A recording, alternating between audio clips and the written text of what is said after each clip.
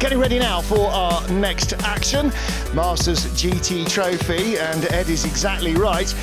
To get to the front, a nearly brand new Lamborghini Huracan Super Trofeo or Super Trofeo Evo seems to be the weapon of choice, and definitely 5 of the top 6 come from Sant'Agata, but from up the road, Aston Martin giving them a good run for their money, and we'll have Porsches and a host of Ferrari different challenge cars as well from throughout the last couple of decades.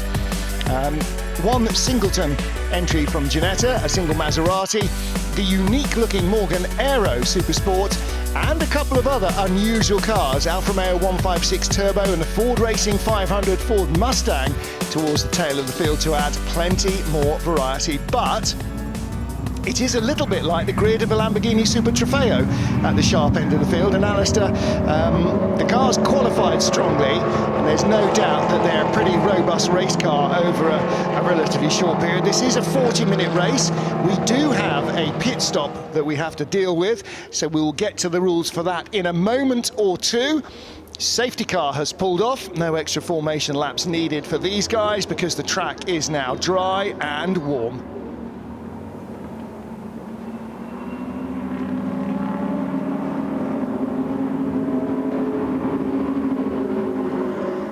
Red lights are on, and a long hold before we go green. Here we go for the start of the Masters GT Trophy. 40 minutes of sports racing action around Silverstone's Grand Prix circuit, and it's Chris Milner from pole position in the green and yellow Lamborghini Huracan who leads from Neil Glover. Craig Wilkins in the bright purple car in third place ahead of Jason McNulty, and look for the white Aston Martin Vantage. That started in 5th position. He is in 5th, but there's a Ferrari slipping in underneath, and that'll be the 488 of Wayne Mars. Great start from him from 10th place on the grid. That's a really grease lightning getaway, and the Ferrari already starting to chase down the Lamborghinis in front. So 3 wide behind Chris Milner.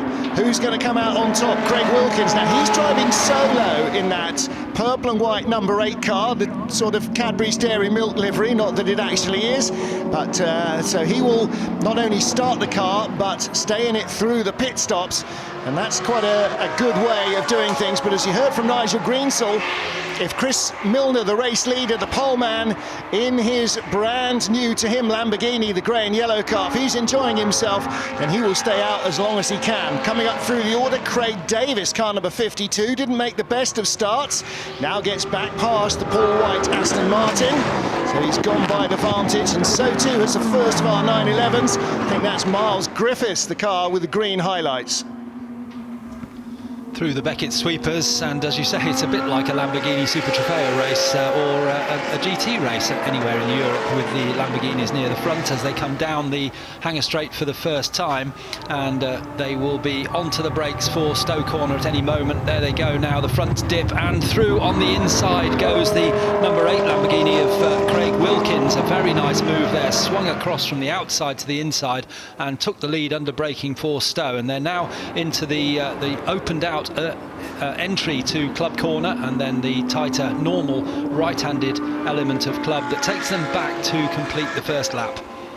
Craig Wilkins racing against his peers, Chris Milner in 2nd and Neil Glover in 3rd place, but both of them have quicker co-drivers in the form of Nigel Greensall and Michael Lyons, so Wilkins now needs to build an advantage over this 2-car battle for 2nd. A change here, Jason McNulty, now he will be driving on his own, so he slips through for 2nd ahead of the poleman Chris Milner.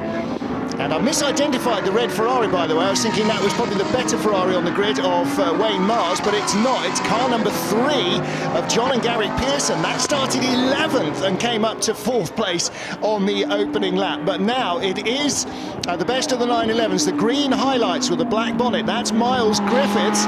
He's leading the charge up behind the lead group of Lamborghinis. Griffiths in 5th place. Neil Glover behind him in 6th in the white Lambo with the black and orange highlights. Then the red Ferrari, car number 3 of John Pearson, who'll hand over to Gary Pearson, and behind him Paul White in the Aston Martin Vantage, and he's sharing that car with Alistair McKinnon. Paul White's got a lot of Aston Martin experience, has the V12 Vantage, got the legs to catch these Lamborghinis out front. They are newer cars and all built for Lamborghini Super Trofeo regulations. Had a very strong start indeed from the Pearsons, and also, as you mentioned, Miles Griffiths, the only two cars in the top few that aren't Lamborghinis, but certainly the Ferrari from a much earlier era, the 430.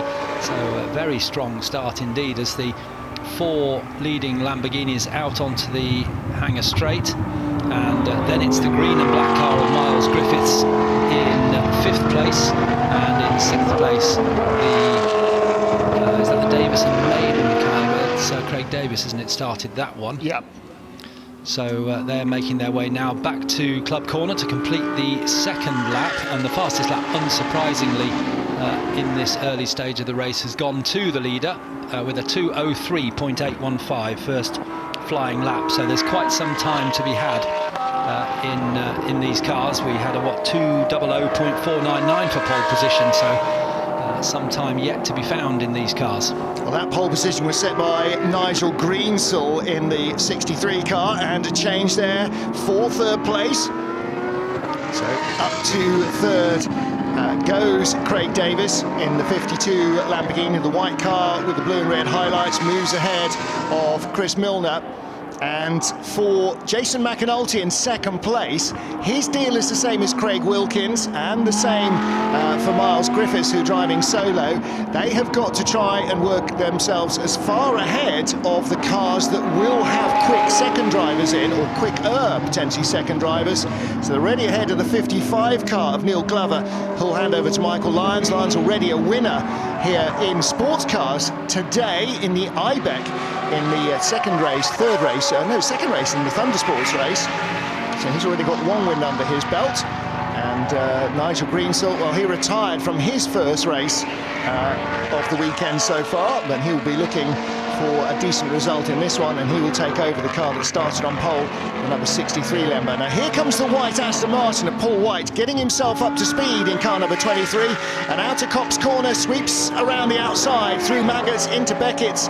So Paul White moves up into 6th position ahead of the white and orange Lamborghinis, leaving the 911, the white 911, car number 70 of Dennis Carroll, just a little bit in his wake. Carroll was all over the back of the Aston on the last lap, but it looks like Paul White has just sort of brought himself in gently, and the red Ferrari that started so strongly, car number 3, the Pearsons, that is dropping back down the order, and the Lamborghini coming by. So that is the 99 Gallardo, Huracan rather, of Keith Freezer. So he started in 9th place and goes ahead of the Ferrari that started a row behind him and let forward to all sorts of different vintages of Ferrari. The red car we're looking at here, car number 3, that's a 430. Behind it we've got a 488 challenge car, we've got a 458 challenge car as well, and a 360 challenge car in the field. So whatever your vintage of Ferrari, we've got one for you. Change of position again as Miles Griffiths slips up into what is 4th place. 3rd place now? Let's see the next car through. No, it is still 4th place because the Lamborghini is in front of him, the white Lambo. So Miles Griffiths in the 911 up to 4th place. And there's a little Lotus, the 666 car, coming from a little further back on the grid. That's Rob Fenn carving his way up the order. Now, what happened to him on the opening lap? That's a change for 11th place as Rob Fenn moves up. He qualified in 13th. Miles Griffiths now consolidating that move on the grey Lamborghini of Chris Milner, which did start in pole position, and looking now perhaps to try and close the gap for up to 3rd place on the Craig Davis started Lamborghini number 52, the white and blue car. Let's see Milner coming back at the Porsche. Looks like the Huracan has definitely got the legs of the 911 on the straight.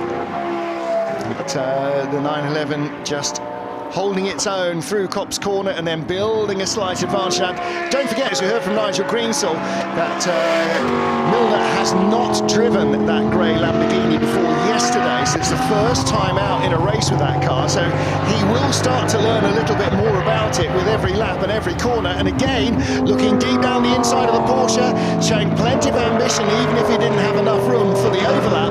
But right behind him is Paul White in the increasingly speedy Aston Martin Vantage. So Paul White closing right in behind car number 23, the Fairline liveried Aston. And that car all over the back of it, he shares with Alistair McKinnon. It's a GT2 car, but that car dates back to 2008, whereas it is a decade younger. The car in front, the Lamborghini, is a 2017 car, so a degree of difference there in the aerodynamic rules in GT2 and in the Lamborghini Super Trofeo. And the Super Trofeo car with possibly a much more sophisticated aero package. But again, White looking to the inside, a closing door. Again, he keeps his nose in there, and Chris Milner just opening up the steering, allowing them both room to survive. So Paul White maybe took a little bit of chance there, but trusted the driver in front. And well, that's a sad end to the race for the number 40 PPG Penthouse Porsche. Dean Forward started that, was due to hand over to Jamie Thwaites. I don't think Jamie is going to get a go in this race. There was a sharp intake of breath in the commentary box from me when Paul White went through on the inside there at the loop. And I think he may have breathed in as well. I think he might have needed to, yes. Trying to make the bulky Aston seem a little less bulky. This is Carol Freezer. Battle for 8th place. We were just looking at behind the Lamborghini. So now the 99 Lambo is moving on to the tail of the Glover and Lyons car. So Neil Glover started second. And the 99 Lamborghini Keith Freezer starting in 7th place, and they've sort of met in the middle really in the battle for, well, 8th. So not met in the middle, met further back than where they started. And right behind them, the number 70 Porsche of Dallas Carroll from the USA in his 2017 Porsche Carrera Cup car. And Rob Fenn in the little Lotus with the black car with the green stripes just ahead of the Pearson's Ferrari, which made such a fantastic start. And I wonder, perhaps the Ferrari warmed its tyres up much more quickly, a much earlier car. But once tyres get warm and drivers get settled in, the much later cars, the Lamborghinis, and also the later Ferrari, the 488 of Wayne Mars, were able to make their way past. He might have been a little Clay Regazzoni ambitious with his starting, perhaps not worried too much that nobody else had started. He was going to go anyway. I can't tell you that for a fact because we didn't really see that bit of the rolling start. But yeah, Rob Fenn in 666, the black and green Lotus, dives to the inside. Now again, it's giving away horsepower to everything in the field apart from the safety car. No, probably not apart from the safety car, probably also giving away horsepower to the safety car, but certainly not to the Land Rover Snatch Tractor. And there is the pole-sitting car facing the wrong way. Craig Milner hoping that everybody avoids him. You can see the black marks that he left as he chased the throttle there out of the loop and exceeded the traction abilities of the car. And a chance down the inside. Keith Freezer goes by and picks up the spot. So he is now at the head of that queue. And that queue is starting to grow, actually, because the 55 Neil Glover driven car in 2nd place was sort of bottling them up. And there's, what, a 3-4 car queue behind, including the Lotus and the bright red Ferrari. The Ferrari now using its horsepower to come steaming down the inside. 430 up against the little Lotus, but he will have to lift and or brake, and you can see the difference there. The Lotus comes steaming through Stowe at unabated pace. Nutise just keeps his nose in front, and the Ferrari under pressure from behind as well, side by each as they go through Maggots and into Beckett's. And the 458 from behind, kind of a 34, and that is Gary Culver and Nigel Jenkins, 2012 458 Challenge car, right on their heels, and bringing another Porsche and another Ferrari with them. Down into Stowe Corner, and they fan out almost 3 abreast, but it's Rob Fenn that keeps the lead of this little battle ahead of the Pearson brothers number 3 car, which was started by John Pearson, who will hand over to Gary. And John not able to get through there past Rob Fenn, going into the tighter section, which I think is where the Lotus really does excel. in those tighter sections, but he loses out on the two long straights. And we're looking now again at the wonderful GT2 Aston Martin of Paul White, who will hand over to Alistair McKinnon at the compulsory pit stop. Pit window opens in about a minute and a half. And I will give you the pit rules in a moment when we've got time. What a shame. Looks like the Milner car, Chris Milner car, is not going to proceed from that point other than under manpower. And that's Breakdown Bob, nearest to you there, who drives the truck and has been since the 60s here at Silverstone. So you never escape your job here. Silverstone Sid, who drove the fire tender for decades and delivered stinging rebukes to Formula One drivers down to club racers for being doofuses. Yeah, his job gave him his name. And Breakdown Bob, he does breakdowns. He's probably not actually called Bob, is he? He is, yeah. He is called Bob, yeah, right, fair enough. Breakdown Bob, and his real name is Bob.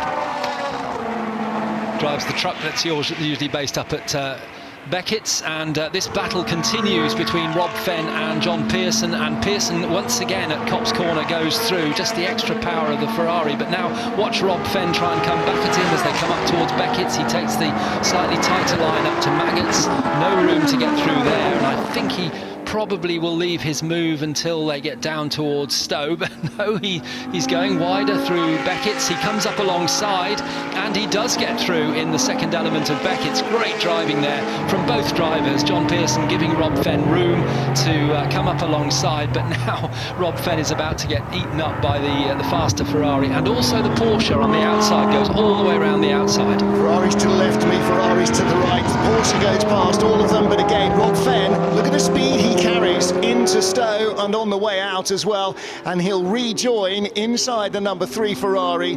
This is a battle that is not going to die away, is it? Now, I wonder whether the Porsche, having slipped by, I wonder whether Dallas Carroll will be able to creep away. No, look, again, the Lotus carries so much speed onto the start-finish straight that he is right behind it, but he is outgunned by all of the cars around him.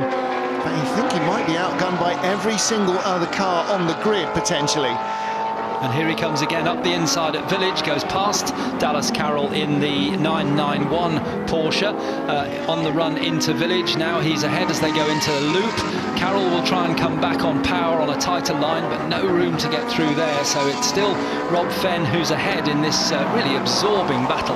It's like racing a Mini at Goodwood, isn't it? Cackling like a maniac, I'm sure, as he carves underneath there. So the BMW E46 heading into the pit lane.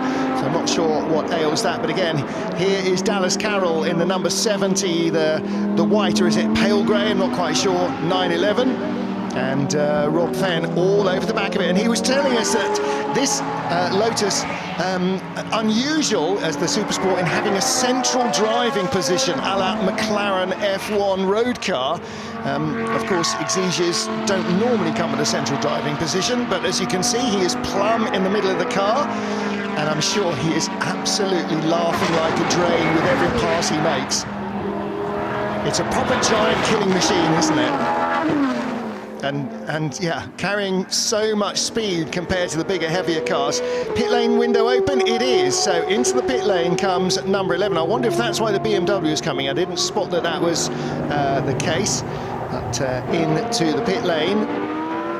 The first of our callers, that's Jason McAnulty.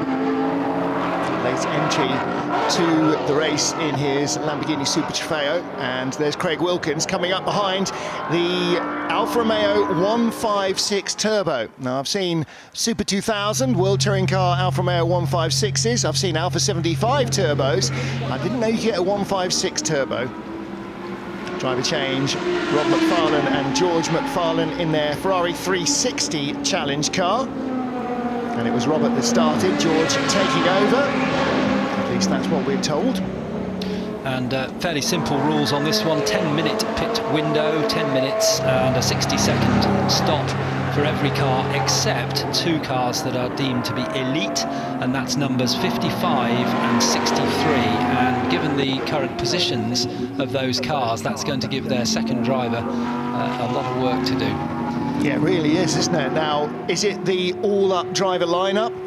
55, second driver will be Michael Lyons, which was the other one, 63. And that's, of course, that's the one that's retired. Because we think it's retired. We didn't actually see it being pushed off the track, but it looked like it was about to be. Yeah, so the elite driver there would have been Nigel Greensall, but he doesn't get a chance to drive that car on his racing debut.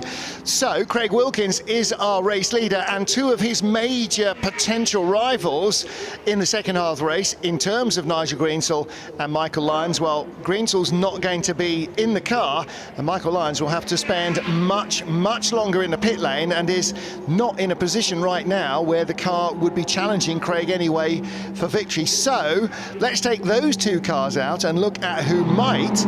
Well, what about the number 11 Lamborghini, Jason McAnulty, who's driving on his own, stopped a lap earlier. Now, is the undercut going to work? And at this stage, we're going to see Rob Fenn hanging on to the end of the pit window so that he can lead the race overall in the tiny Lotus. Because if he stays out long enough, I think that may well be the case. Although you can see the 458 and the 430 Ferrari Challenge cars closing in from behind. 34 is the Culver and Jenkins car, started by Nigel Jenkins would take over. Gary Culver started that car, and there, fresh from the pit stop, is car number 11, Jason McAnulty. So he went in the moment the pit lane opened. Porsche into the pits as well, Miles Griffiths. That's another long shot for a win as well. Miles, a very quick driver indeed. He's driving solo. Philip Walker, the car's owner, will not take the wheel as we understand it. Late change there. Miles Griffiths driving solo. So Rob Fenn moving up the order, eschewing the pit lane as of yet. The number 52 Lamborghini, the Davison Maiden car, leading at the moment. That car started by Craig Davis. Ron Maiden will take over. They were 6 on the grid. There's the Morgan Aero Supersport. So Morgan with a very Art Deco 1930s design on the Morgan Aero. First fixed head coupe they've made at the Morgan factory in Morgan for a long while. Brainchild of family member Charles Morgan, when he was the chairman of the company. Still divides opinion, I think, probably among Morgan aficionados, but I have to say I do love it. The Supersport, not the most pretty and curvaceous treatment of the car, perhaps, but there we go. There were versions of the car which were a bit more curvaceous, but even the standard Morgan fairly angular, as we see the number 17. Yeah, this is William Ashmore. Ferrari. This is a 360 challenge car. Army Racing Team. You can see the guys in combats.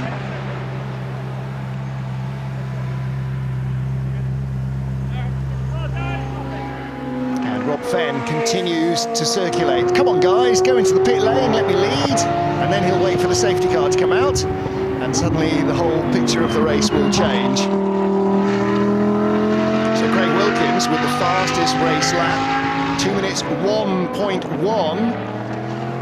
That's an astonishing pace. What time did he call? 2 minutes 1.5, his qualifying best. So he's 4/10 under his qualifying best lap. So again, more laps of the circuit means more pace for Craig Wilkins. And into the pit lane now comes Robert Fenn. So he was in third place with the other cars going into the pit lane, so we won't really know how this all shakes out until the last few pit stops have taken place.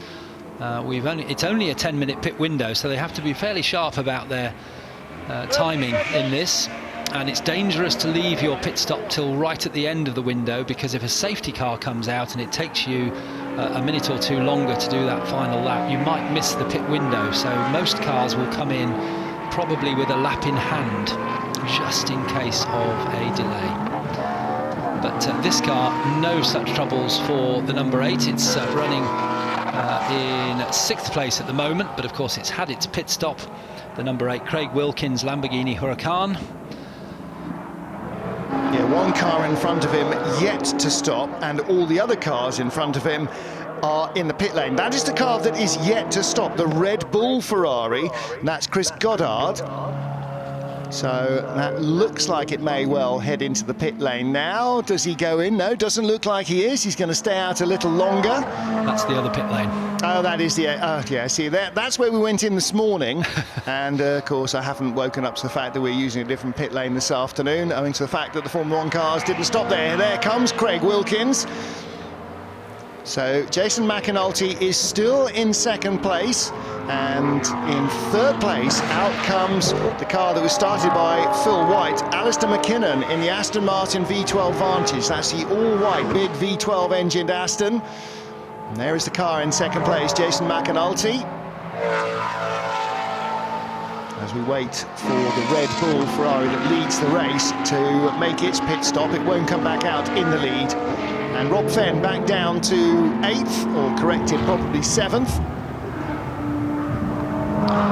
Chris Compton Goddard in the blue, or mainly blue Ferrari with the Red Bull livery on the side. That car yet to come in the pits, but it is now. So that's our last car that owes us a pit stop that is still running. Yeah, he only had a minute to make it in, so he wouldn't have made another lap. That was the last chance saloon for him. That means that Craig Wilkins comes across the line, and at the stripe he is now our race leader. Jason McAnulty in second place, and the white McKinnon Aston in third, ahead of car number 52. That is the Lamborghini that started in 6th place, with now Ron Maiden at the wheel. So quick check of the tyre pressures, and little wipe of the windscreen maybe. Yeah, mainly it's about watching the stopwatch when you don't have a driver change to do. There's the number 3 Ferrari. Seems to have faded a little after the pit stops, long way down the order. Currently shown as being in 16th place rather than the battle for the top half. Oh, that's not the number 3 Ferrari then. So it's the other red Ferrari. So William Ashmore. And Michael Lyons takes over the number 55 car with the extra 15 seconds on his pit stop. Comes out, sets fastest lap of the race, jumps up into 8th place, a 2:00.752 for Michael Lyons on his first flying lap. So Michael at work again around the Silverstone Grand Prix circuit. Yeah, he is a minute behind the leader. And we have just over 14 minutes to go. Pit lane window remains open. There is your race leader, Craig Wilkins, car number 8, purple and white. Stuck up behind a GT4 Aston. He should make fairly swift work. In fact, a pair of GT4 Astons make fairly swift work of both of those as they come down the straight. Super Trofeo with a bit more power, a bit more grip. And Jason McAnulty, the number 11 black and gold car with the silver band. That Lamborghini in second place in the race. He too has to deal with the GT4 car. This time it's not quite a GT4, gets the Maserati Super Trofeo. So the whole point of One Make Racing is your cars don't have to be quicker than anybody else's. In fact, it was a GT4, it was the Maserati Gran Turismo GT4, not the Super Trofeo. But when you're racing and when you have a field of cars that are all built to the same rules, almost really doesn't matter how quick they are empirically against anything else, because they're not against anything else, they're against near identical cars.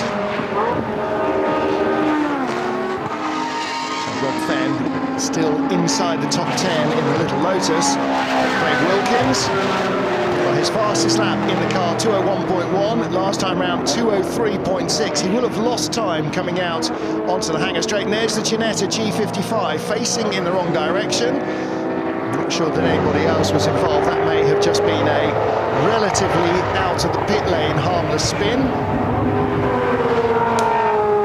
So the only Ginetta in the field.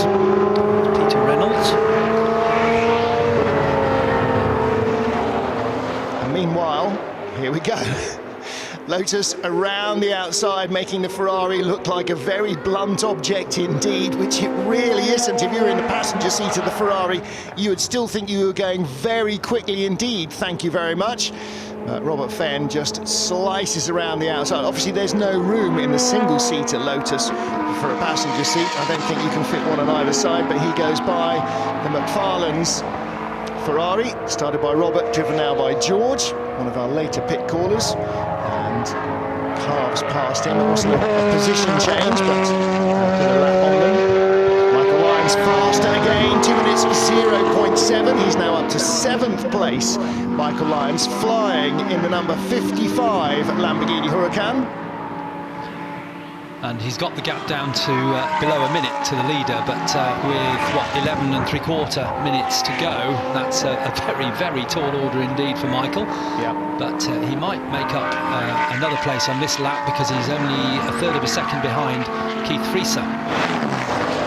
Yeah, 3 seconds a lap, and he was a minute down with 13 or 14 minutes to go. That's not really working well, is it? He needed 20 laps to try or 15 laps to really get on terms, but he's making the best of it anyway. BMW battle, Super 2000 E46 Tourer, chasing the number 4 M3 GT4 of Tim Mogridge. Now the M4 GT4, the first of those two BMWs with a 4-litre V8.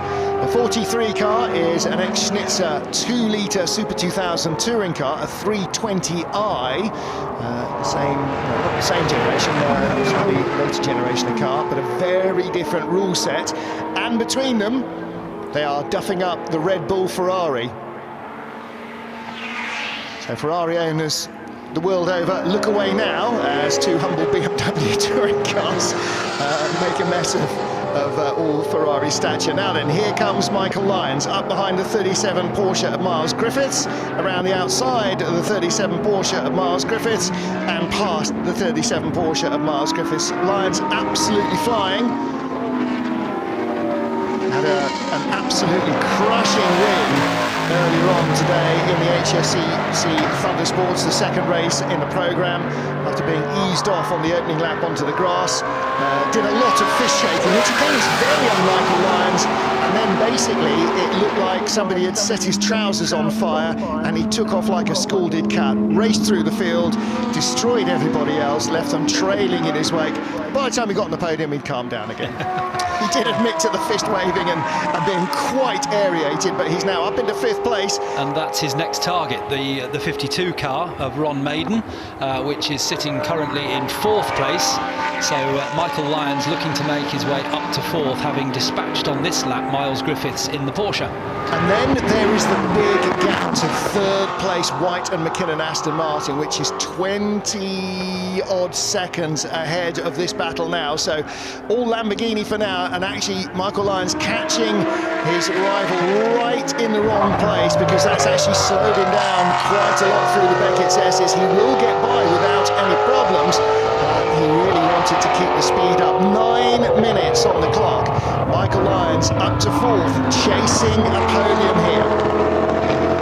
Through Stowe Corner, making his way down through the Vale into the left-hander at Club Corner, and here is the number 11 car of McAnulty, which is currently in 2nd place, but 30 seconds down on the similar Lamborghini of Craig Wilkins ahead. Now the gap between that black and gold Lambo and the white Aston that is challenging for 2nd place was 3 seconds on the last lap. It's now not even a third of a second. So the white Aston Martin, started by Phil White, now driven by Alistair McKinnon, all over the back of Jason McAnulty. They are 30 seconds behind leader Craig Wilkins, so I've already said this today, so unless something goes bang in front of them, that's not an outright victory battle. But we said that about a potential battle for a podium earlier, and almost immediately the car in front pulled off at the side of the road. Now, will the Aston Vantage have any advantage from the Aston Martins in front, the GT4 cars, slowing up the Lamborghini as it catches them into Maggots and Beckett's? That's not going to help Jason McAnulty. He catches the GT4 Aston in just the wrong place, and McKinnon is now all over his tail. Alistair McKinnon with a real opportunity here. That brings him right onto parity. Who's got the big power onto the straight? Is it the engine in the Lamborghini or the engine in the Aston Martin? The Aston Martin will pick up a slipstream as well from the Lambo, but first of all, Jason McAnulty just puts a bit of clear air in front of Alistair McKinnon. There's the horsepower of that Lambo V12 showing over the Aston Martin's motor. Coming down into into club corner, and Jason McAnulty manages to slip through there.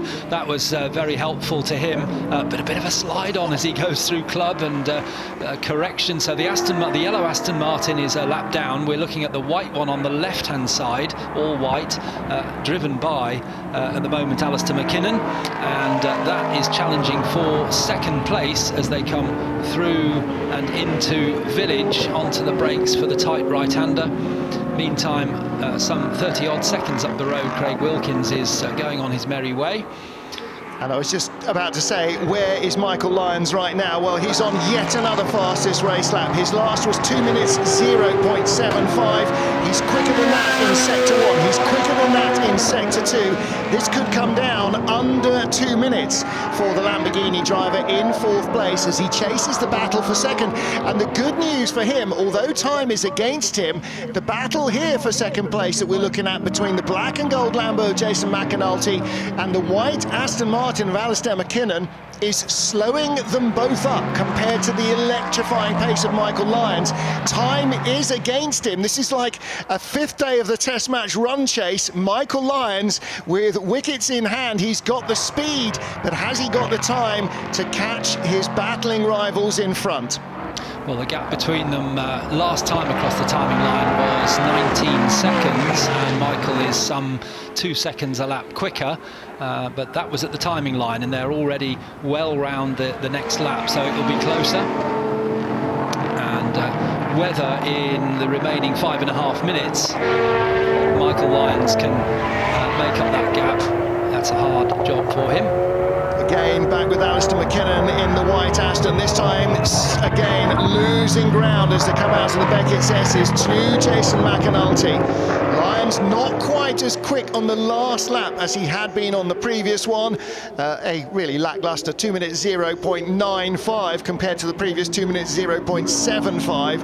So he clearly got impeded a fraction by traffic. But again, here comes Alistair McKinnon, gets good speed onto the start-finish line, looking down the inside into the first corner, can't get through at Farm Curve. Now they sweep long and left before they get hard on the brakes. The tight right-hander at Village, and this might be where the Aston Martin has just a little bit more, carries it around the outside, but runs too wide as they come down into the tight left-hander at the loop onto the Wellington Straight.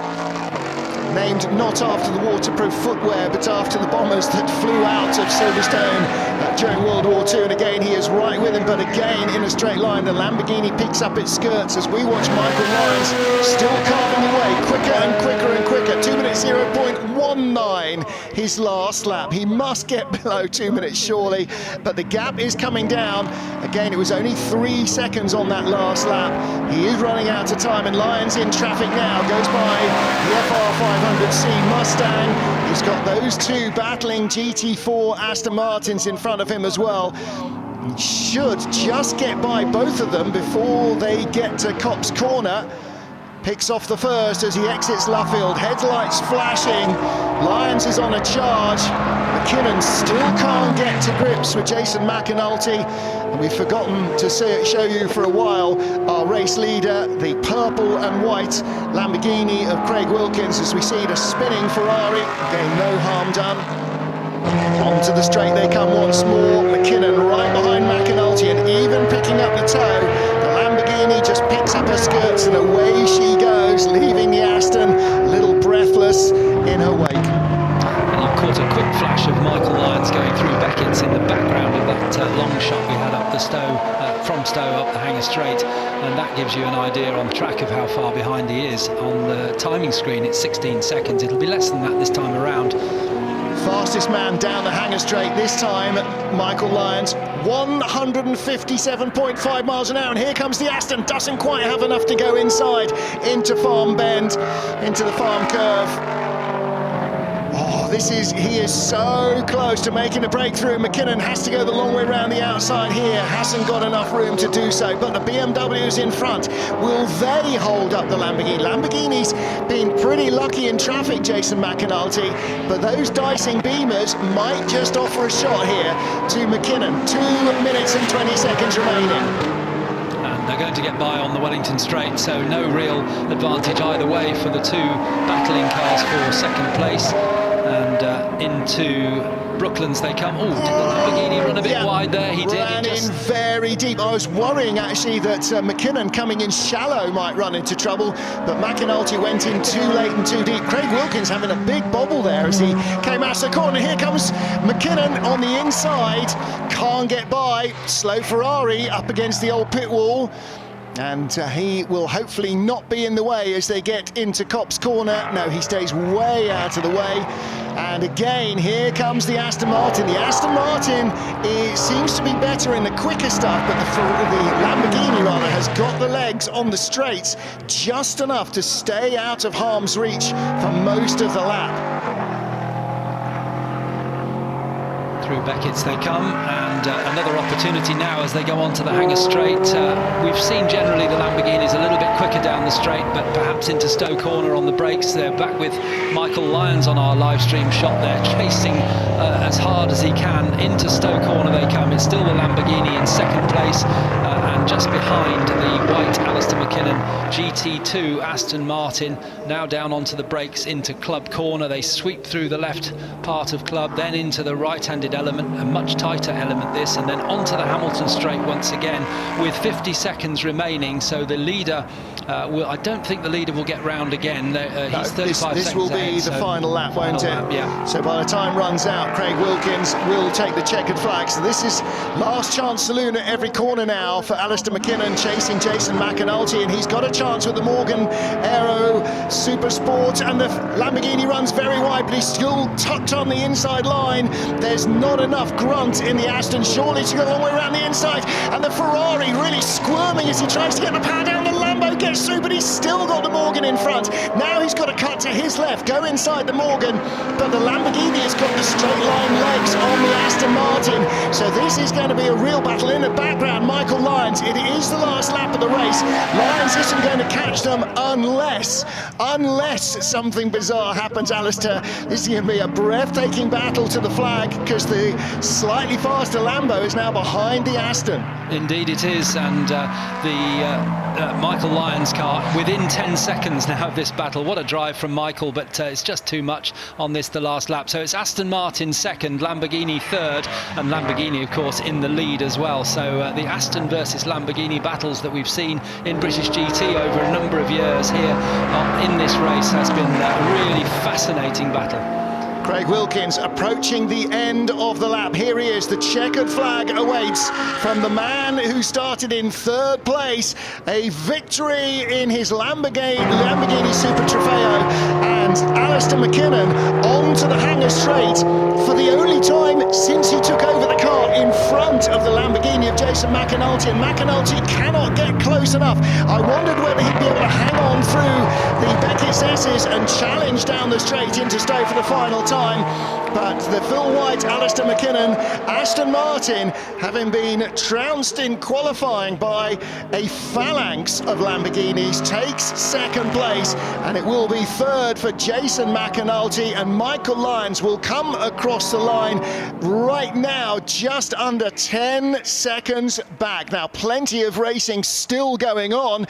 We've got 3 different classes, and each of the capacity classes, we've got 3 different groups of cars as well, and Rob Fenn still all over the back of Dallas Carroll's Porsche.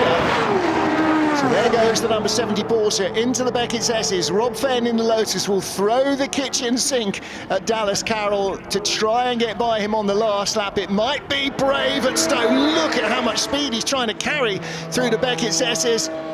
Across the line comes our GT4 battle. There is the 4th place Lamborghini and the 5th place Porsche of Miles Griffiths. The Lotus is not going to get there, is it? It'll be Dallas Carroll in the number 70 Porsche, who will be 7th to the line. Robert Fenn in 8th place.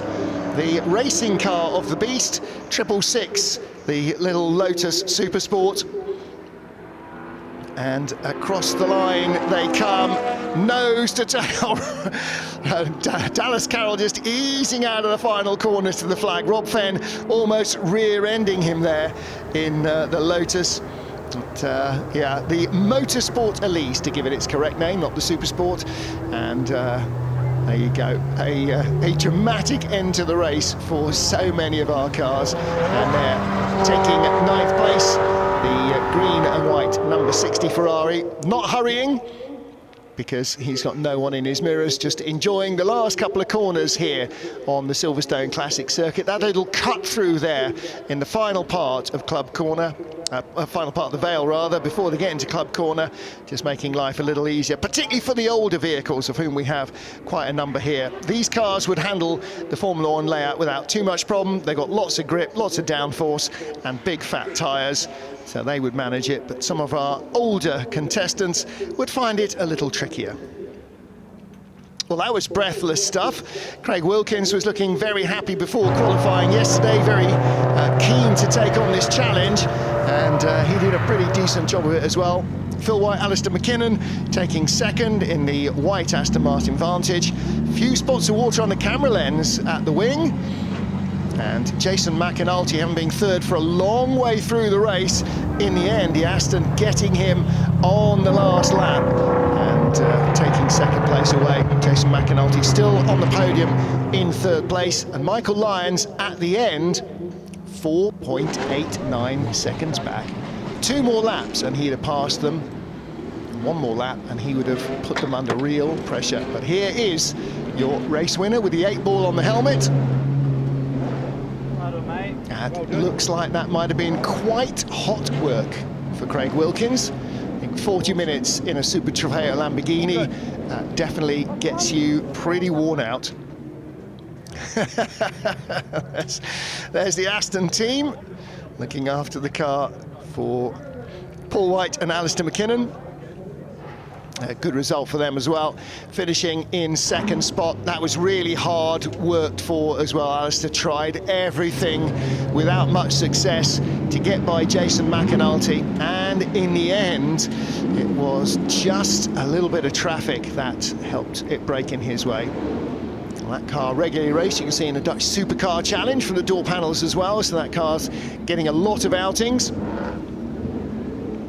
And Michael Lyons just off the podium by under 5 seconds after a phenomenal chase. Fastest lap of the race, 2 minutes 0.198, and that is a full second quicker than even the next quickest man, Craig Wilkins. And the third fastest car's best lap was a 2 minutes 2.9, so 1.8 seconds quicker than the third fastest race lap.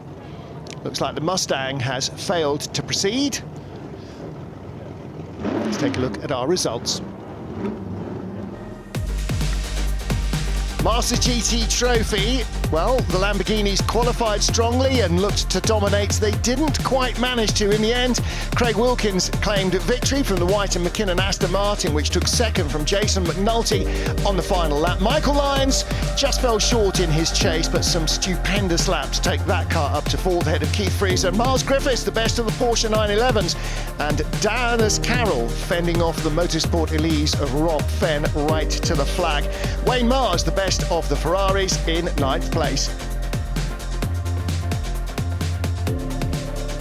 The GT4 Aston Martin battle, which went all the way through and entertained them as well as the crowd, and a whole host of one-offs and interesting individualities in the lineup here as we see the remainder of our finishing cars.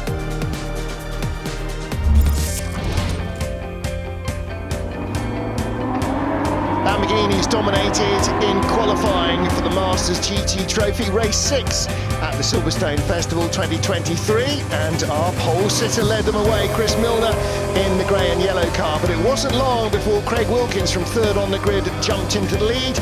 Jason McAnulty in the black and gold number 11 Lamborghini following him through. They were driving solo and were needing to get ahead of the pro drivers. Moving up the order, car number 52, another Lamborghini moving fast, and Craig Davis taking that car up, but he had to give best to the Aston Martin of Paul White, And then towards the end, after a long and valiant chase of Jason McAnulty's number 11 Lamborghini in second place, it was the Aston on the last lap that moved up into second. But Craig Wilkins claimed victory in his purple and white Lambo.